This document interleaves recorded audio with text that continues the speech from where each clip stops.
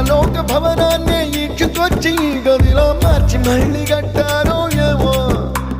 మాయజాలము తెలుసు, మంత్రకారడి తెలుసు, రెంటి కన్న ఇది ఇంకోటేమో. నీలాకాశం నేలాకొస్తే ఇట్టాగే ఉంటాదో ఏమో. ఈ సంతోషం